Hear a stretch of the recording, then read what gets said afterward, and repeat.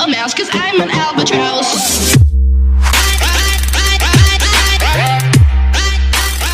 I'm an albatross.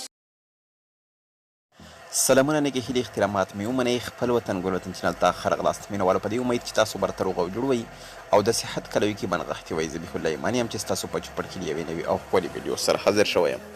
مینهوالو په نننۍ ویډیو کې ډېره جالبه او ښه طریقه درښیم که چیرې ستاسې موبایلونه فینګر پرنټ نه لري یعنې د ګوتې په واسطه باندې لاک نه لري او نه لاک کیږي د ګوتې واسطه باندې نو مینهوالو تاسو دې ته اړ نه یاست چې تاسو دغه موبایل خرڅ کړئ او په مقابل کې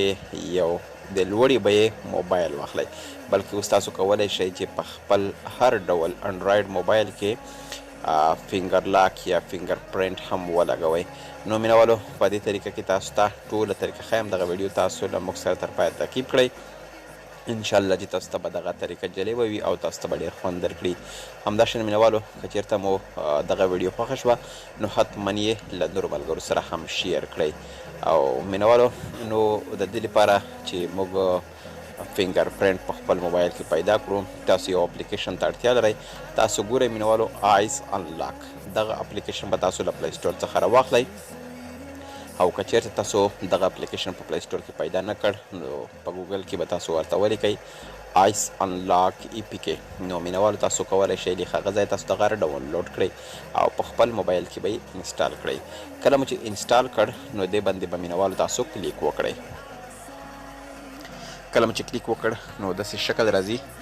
دلته به مینهوالو تاسو دغه ټیک مارک ولګوئ او لیټس گو باندې به کلیک وکړئ دلته کنفرم غواړي تاسو به کنفرم باندې کلیک وکړئ او له تاسو څخه یو پاسورډ غواړي زه یو پاسورډ ورکوم مثلا 0909 دغه پاسورډ کنټینیو او بیا 0909 اوکې کله مو چې دا کلیک کړ نو دلته مینهوالو تاسو ښي خوا داسې ولاړ شئ دغه انټرفیس به ډن شي دلته به مینهوالو ډونټ شو دیس ګایډ اگین دا به کلیک کوئ او کنټینیو ټو انرول دغه به کلیک کوئ دلته تاسو ته وایي چې کوم لاس باندې تاسو مینهوالو فینګر پرنټ لګول غواړئ نو مینهوالو تاسو به همغه لاس انتخاب کړئ رایټ او که لیفټ نو مینهوالو ته زه رایټ باندې کلیک کوم کله مې چې دا کلیک کړ دلته مینهوالو تاسو ګورئ دغه کومه ګوته چې تاسو ته ښودلې ده دغه ګوته دا به تاسو مینهوالو داسې ورکوئ دا د مینهوالو سکین کیږي کله چې دا سکین شول دلته ګورئ یو سکین یې واخیستو کله چې دا تاسو داسې ورلګوئ دا به بل سکین هم اخلي تاسو ګورئ مینهوالو دغه دوه سکینه شول نو که چیرته تاسو دغه سکین پوره کړئ خپله اندازه یې معلومه وي کله چې پوره کړو نو داسې ټیک مار به تاسو ته درکړي کله چې داسې ټیک مار درکړو نو مینهوالو تاسو بیا کولی شئ چې په دغې طریقه باندې لاک داخل کړئ کله چې تاسو دغه لاک بیا خپل موبایل ته ورکوئ یا یې اخلی